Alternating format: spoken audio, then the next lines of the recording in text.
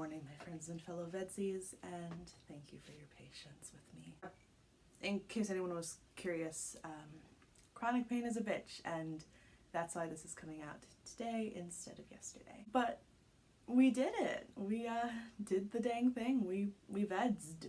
Congratulations, y'all. I mean, we do it every year, but it's still impressive every time. I mean, 30 videos, 30 or 31 days is a hell of an achievement. And so, as always, I'm gonna spend my last video talking about my experience, my process, how that all went down for me on my end and how I feel about it, as well as reflecting on what you guys did, what I was particularly invested in that y'all were up to this month, and just some general emotion. Usually I cry during this one, but it's not even 8:30 yet, so we'll see how that goes. So going into this VEDS, I knew that it was gonna be very different from my other ones. The most glaringly obvious reason is I'm not in college anymore. And that meant a variety of things. I lost my schedule.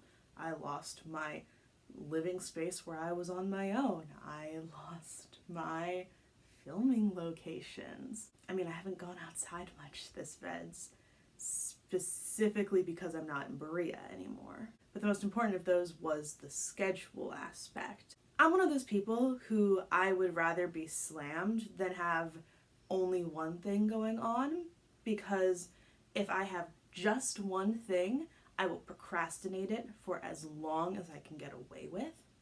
But if I have 30 things to do, I know what my time limits are, and I am forced to do things when I have time to do them. And so I knew that time management was going to be interesting this year. And then you add in that my mom and brother just moved out in mid-August. The house looks like it. My dad and I are still adjusting to existing in this space, just the two of us. There's a lot of literal mess and lots of complications to be found in that situation. And yes, it is the reason why I have only been filming in my bedroom.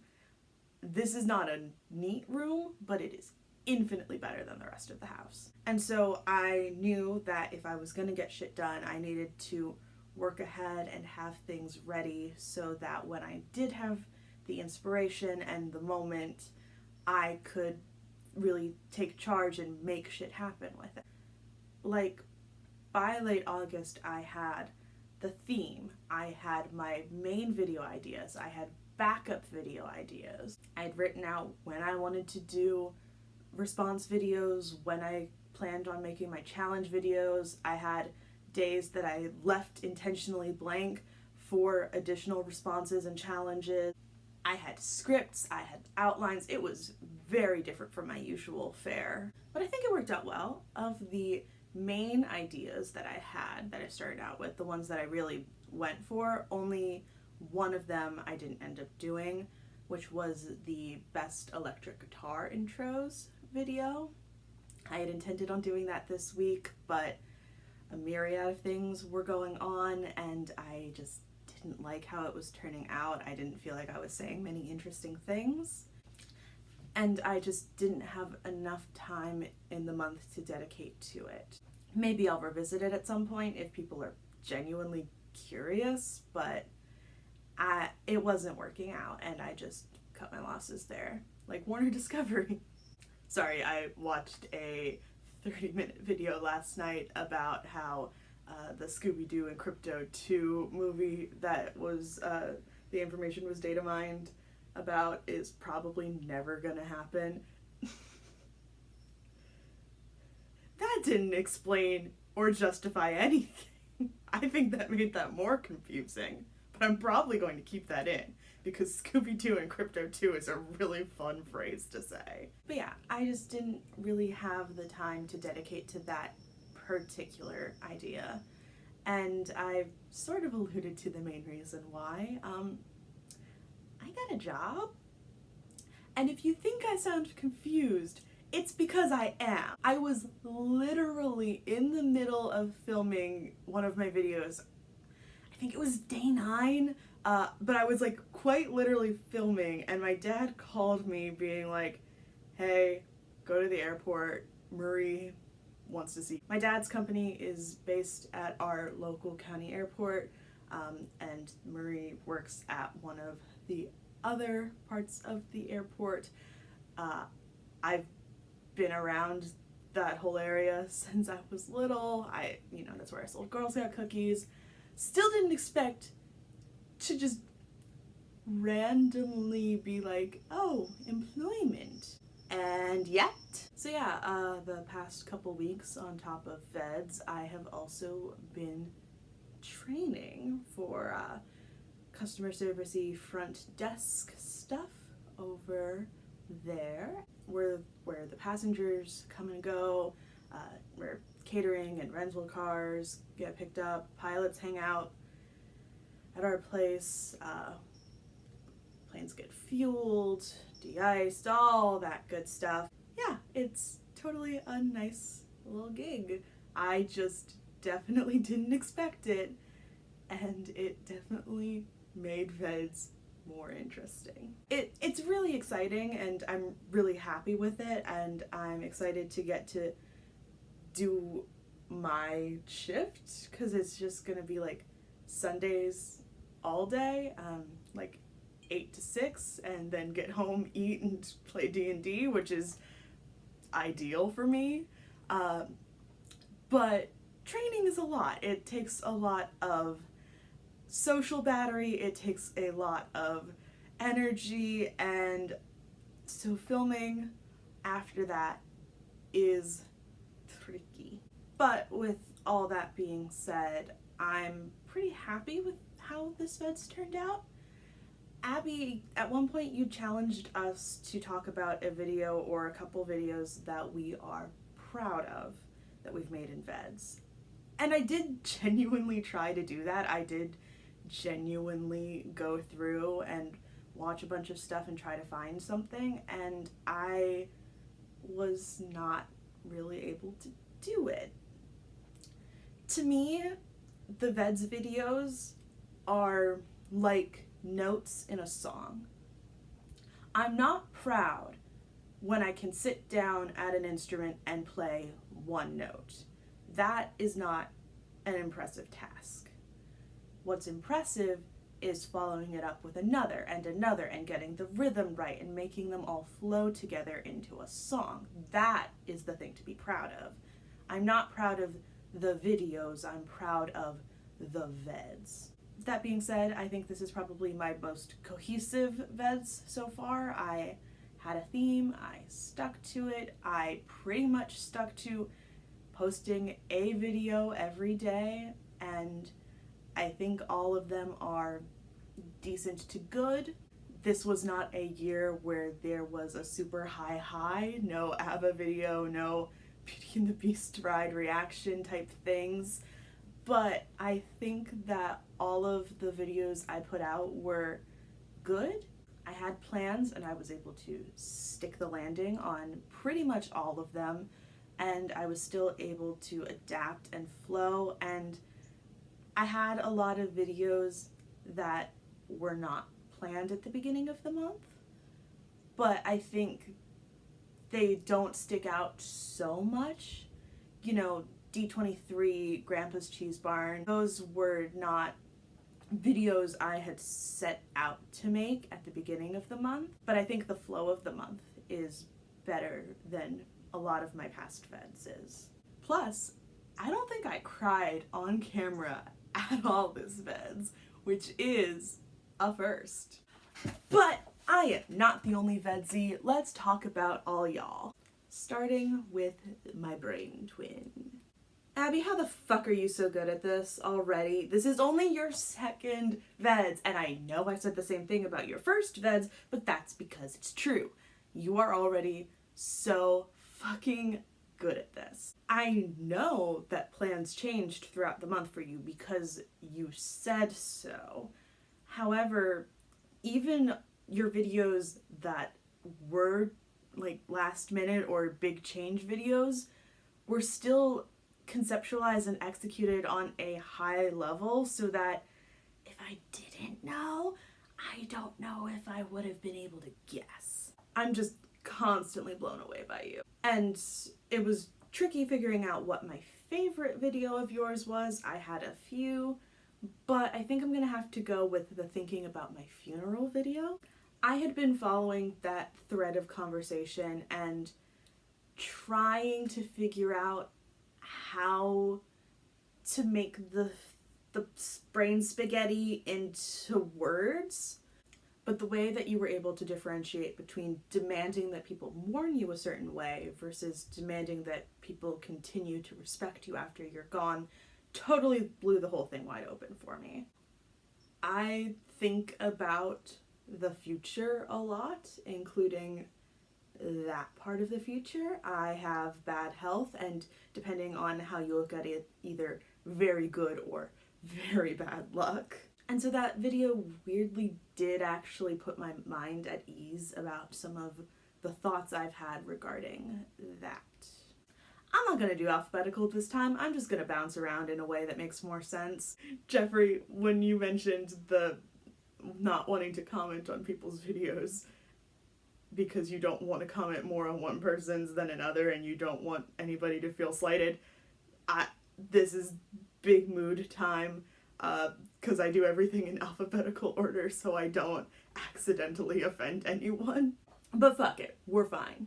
Graham, you had a very busy month and you were still able to get quite a lot done. Constantly impressive as always, and I had a lot of fun watching your stuff. I especially loved having Tamara along for the ride. I think that having someone to bounce stuff off of in VEDS can be really helpful, just to break up the monotony of people talking at cameras.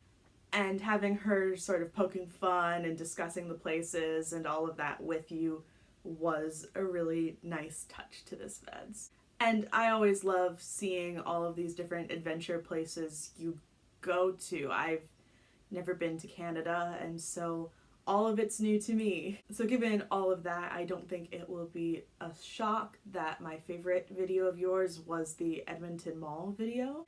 It was just a cool place, and you guys were really having a fun time ribbing with each other, and it was cute to see. But that one was just a lot of fun, and it really made me want to go explore places with people, which I think is one of the best things that your videos do. They make me want to go out and not be so sedentary, not be so isolated, to really embrace the world around me.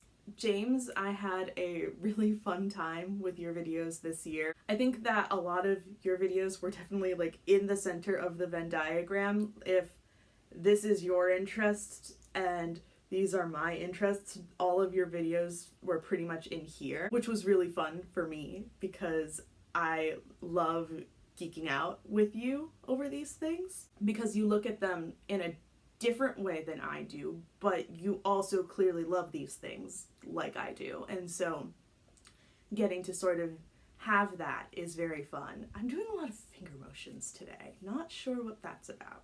And so it's probably not surprising that my favorite video of yours was the Disney properties that should have attractions in the parks video, because like there were some that I was like, oh yeah, totally. Now that you mentioned that, that's a great idea. And there were some that I was like, oh, I don't know enough about that specific property to really have a comment. And then there were some that I was like, okay. I'm not sure if I would have ever thought about that, but that's interesting. Like, bed knobs and broomsticks, I had just fully been like, well, that's never gonna happen, so there's no point in even trying to figure out what that would look like. But I think your magic show concept was really solid, and I think that that would be a really fun show. At one point early in the month, I even had like halfway figured out like this entire gag for the Amelius Brown version of the show, involving like one of the kids trying to turn him into a rabbit and like having the hat have hidden ears that pop out, And like, I was really thinking about that one. I had a lot of fun with it. And I seriously can't believe that there are no places to get Kronk's spinach puffs anywhere in the parks. That is just such a missed opportunity. Caleb, you have said many times throughout this VEDS that it was weird and strange and a bit challenging. But I gotta say, the weirdness led to a lot of cool stuff. As someone who's never been to Nashville, all of your videos exploring Nashville were really effective in making me want to get down there. Definitely piqued my curiosity there. But I do think my favorite video of yours is surprisingly not the High School Musical one. I imagine that that's what you thought it was going to be, but it's actually the Thomas Blood video. You are so often put together in your videos, like you've mentioned, and that is something I have tried to get better at over the years, following in your footsteps. But seeing you just let loose a little bit more. Like, if there's the put together dial and you're normally at like a 9, you just sort of cranked it down to like a 7 or 8. And we're just really having fun telling this wacky, wild story, and you were so clearly enjoying yourself, and I can totally see why, because it's such a delightful, weird part of history. And getting to share in that joy and enthusiasm really made that video special. And again, didn't realize Reggie was based on a historical figure, but it sure fucking sounds like something you would do. Jeffrey, lots of great stuff coming out from you this time around. Congratulations on getting through all the Harry Potter sequel songs. That means we're about to enter Chicago era, right? We're gonna start doing their post-college stuff. That I'm very excited for. But my favorite video of yours was the What Makes a Good Adaptation video. And I liked it for a lot of the reasons that other people have already mentioned. You are so thorough and concise at the same time, and it is a really admirable trait. I have often said that I am incapable of brevity, and so to see you make a video about something that I could and probably would make a 40-minute video on and successfully do it in so much less time is really impressive. And yet I didn't feel like I was missing out on anything that I wanted you to bring up or wanted you to mention. It was really effective, and that is incredibly impressive. And Alicia, as always, another wonderful month from you. Am I surprised at this point? No. Am I still somehow always blown away by what you're able to do? Of course. Your videos are always so thoughtful and beautiful, but this year they were especially... Is evocative the right word? Emotive? I was feeling a lot of things after your videos. That's definitely true. Whatever emotions you were bringing into this month, I definitely got quite a bit of that from your videos and the artistry of them. I considered saying that my favorite video from you this month was Little Bird, but at this point I feel like I'm just a bunch of acoustic songs with bird imagery standing on top of each other wearing a trench coat, so that felt like a little bit of cheating. So we'll go with my other favorite, which was the abstract zine video. As someone who's not really good with their hands or really crafty, I always find the videos where you do that sort of stuff particularly satisfying, and so I was really excited to see you make a zine this year. But then you took it in a direction I didn't expect, and I don't think you did either, about creative ruts. And while that is certainly frustrating, trust me, I had an entire video scripted about finding and maintaining one's muse when you feel like you've lost it, that I then didn't have the motivation to film. And yeah, I am all too familiar with wanting to be creative and then just the juices aren't flowing in the way you want them to. And getting to watch as you reframed your goals and changed what you were trying to do so that you were still able to find something to make and to successfully make something, even when you were having a challenging time with it, was really lovely and inspiring. Honestly, pretty much a perfect encapsulation of what VEDS so often is. And so that is all of the things that I said I was going to talk about. What comes next? Laundry. I really need to get some laundry done. In a more creative sense, the camp campaign with Brina is very close to ending, so once it does so, I will probably write a thing / make a video about her story once I know how it concludes. Early November there will be another 2022 in review, but it's mostly just going to be adjusting, making things work, and trying to make sense of stuff.